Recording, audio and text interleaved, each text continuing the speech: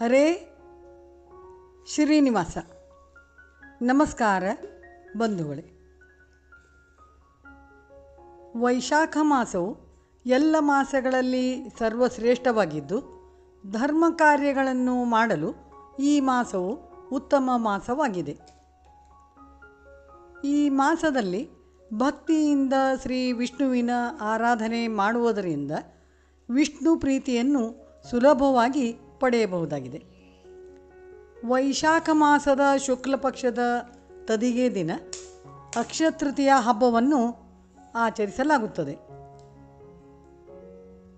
ಅಕ್ಷಯತೃತೀಯ ಎಂದು ಹೆಸರೇ ಹೇಳುವಂತೆ ಆ ದಿನ ಮಾಡಿದ ಜಪ, ಪಾರಾಯಣ, ಧಾರ್ಮಿಕ ಕಾರ್ಯಗಳು ಇತ್ಯಾದಿ ಎಲ್ಲ ಒಳ್ಳೆಯ ಕಾರ್ಯಗಳು ಅಕ್ಷಯ ಫಲವನ್ನು ತಂದುಕೊಡುತ್ತದೆ. ಆ ದಿನ ವಿಶೇಷವಾಗಿ ಲಕ್ಷ್ಮೀದೇವಿಯನ್ನು ಪೂಜಿಸಲಾಗುತ್ತದೆ. ಇದರಿಂದ ಮನೆಯಲ್ಲಿ ಸುಖ, ಶಾಂತಿ, ಸಮೃದ್ಧಿ ಪ್ರಾಪ್ತಿಯಾಗುತ್ತದೆ.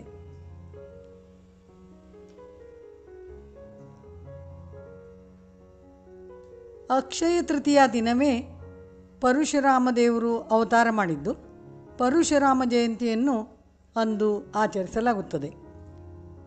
ಅಕ್ಷಯ ತೃತೀಯ ದಿನ ಪ್ರದೋಷ ಕಾಲದಲ್ಲಿ ಪರಶುರಾಮ ದೇವರನ್ನು ಪೂಜಿಸಿ ಅರ್ಘ್ಯವನ್ನು ಕೊಡಬೇಕು. ಅರ್ಘ್ಯ ಮಂತ್ರ: ಜಮದಗ್ನಿ ಸುತೋ ವೀರ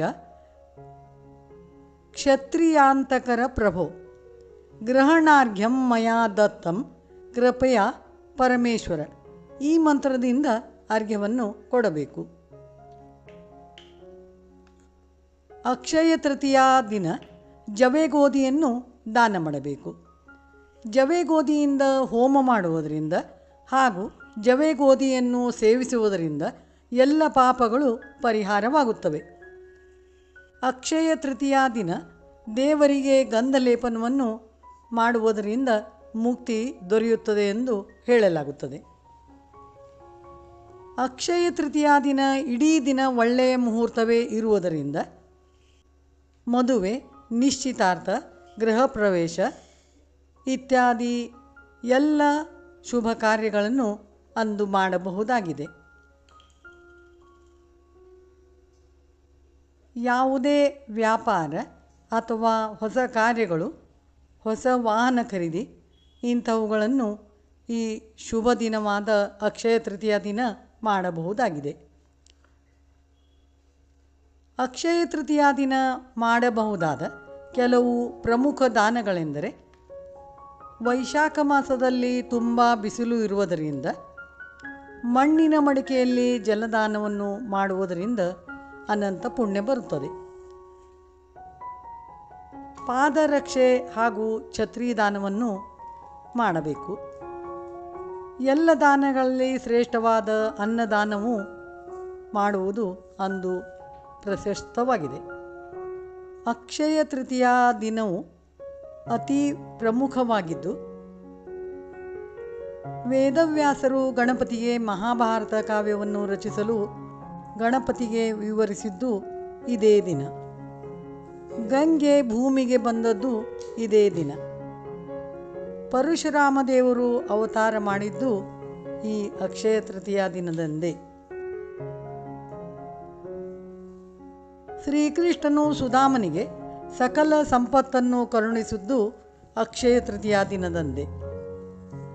ಕುಬೇರನಿಗೆ ಸಂಪತ್ತು ದೊರೆತಿದ್ದು ಇದೇ ದಿನ. ದ್ರೌಪದಿಯ ವಸ್ತ್ರಾಪಹರಣದ ಸಮಯದಲ್ಲಿ ಶ್ರೀಕೃಷ್ಣನು ದ್ರೌಪದಿಗೆ ಅಕ್ಷಯ ವಸ್ತ್ರವನ್ನು ಕರುಣಿಸಿ ಅವಳ ಮಾನ ರಕ್ಷಣೆ ಮಾಡಿದ್ದು ಇದೇ ದಿನ. ಸಮುದ್ರ ಮಂಥನದಲ್ಲಿ ಲಕ್ಷ್ಮಿಯು ಬಂದಿದ್ದು ಇದೇ ದಿನ. 6 ತಿಂಗಳಿಂದ ಮುಚ್ಚಿರುವ ಶ್ರೀ ಬದ್ರಿನಾಥ ದೇವಾಲಯವನ್ನು ತೆರೆಯುವುದು ಇದೇ ದಿನ, ಅಂದರೆ ಅಕ್ಷಯ ತೃತೀಯ ದಿನವೇ. ಹೀಗೆ ಅಕ್ಷಯ ತೃತೀಯ ದಿನದಂದು ಇಷ್ಟೆಲ್ಲ ಒಳ್ಳೆಯ ಕಾರ್ಯಗಳು ಹಾಗೂ ಪರಶುರಾಮ ದೇವರು ಜನಿಸಿದ್ದು ಎಲ್ಲವೂ ಆಗಿದ್ದರಿಂದ ಅಕ್ಷಯ ತೃತೀಯ ದಿನವು ಬಹಳ ಶ್ರೇಷ್ಠವಾಗಿದೆ.